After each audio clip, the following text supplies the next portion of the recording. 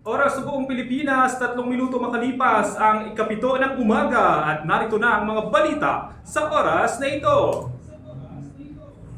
Inflation rate ng Pilipinas bumaba noong Hunyo 2024 ayon sa Philippine Statistics Authority.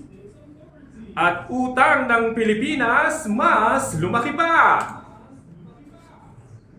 Para sa detalye ng mga balitang yan, mga ka-vibes, bumaba nga ang inflation rate ng Pilipinas sa 3.7% noong Hunyo 2024 mula sa 3.9% noong Mayo ngayong taon. Ayon yan sa ulat ng Philippine Statistics Authority kahapon, Hulyo 5. Sinabi ng National Economic and Development Authority o NEDA na ang paghina ng inflation ay dahil sa pagpapagaan ng mga gastos sa enerhiya at transportasyon. Sinabi nito na ang gobyerno ay nananatiling nakatuon sa pagtugon sa issue ng pagtaas ng presyo ng pagkain at pagtitiyak ng seguridad sa pagkain para sa lahat.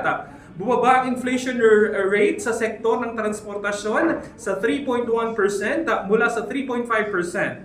Ang pagbaba ay kasunod ng karagdagang rollback ng mga presyo ng gasolina noong unang bahagi ng 2024. Samantala, ang food inflation naman ay tumaas sa 6.5% noong Hunyo. Ito ay mula sa 6.1% noong mga nakaraang buwan.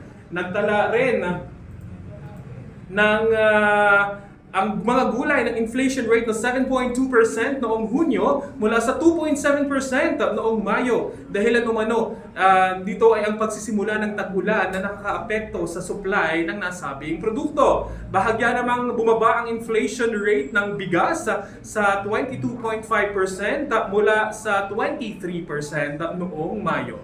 Nauna nang ipinahayag ng Development Budget Coordination Committee o DBCC na ang kanilang determinasyon na makamit ang katatagan ng presyo at bumalik sa average na inflation rate target range ng bansa sa 2 to 4% sa pagitan ng 2025 at 2028. Nilalayon din ng DBCC na maabot ang target na ito sa pamamagitan ng aktibong pagpapatupad ng mga hakbang sa patakaran ng pananalapi at mahusay na interbensyon ng gobyerno na tumutugon sa pangunahing dahilan ng pagbaba at pagtaas ng inflation rate.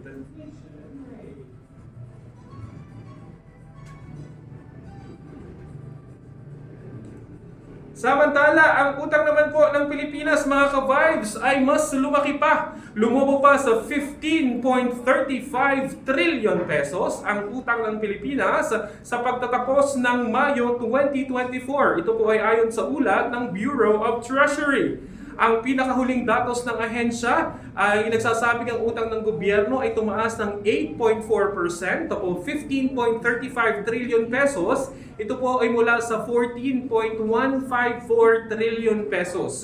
Buwan-buwan, ang kabuuang utang ng Pilipinas ay tumataas ng 2.2% o 330.39 billion pesos mula sa 15.17 trillion na naitala noong katapusan ng Abril 2024. Sinabi pa ng Bureau of Treasury na ang pagbaba ng halaga ng piso ang pangunahing dahilan at nakakaapekto sa pagtaas ng utang ng gobyerno.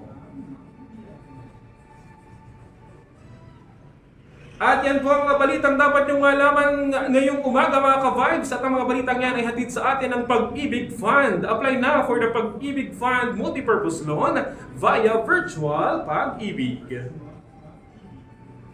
Ako po ang inyong naging tagapaghatid balita, ang inyong DJ Joey Boy, mga ka-vibes. So galing nakatutok dito lamang sa GV 99.9 para maging GV informed at GV updated sa mga kaganapan sa loob at labas ng lalawigan. Muli, ako po ang inyong naging tagapaghatid balita, ang inyong DJ Joey Boy para sa GV News Express.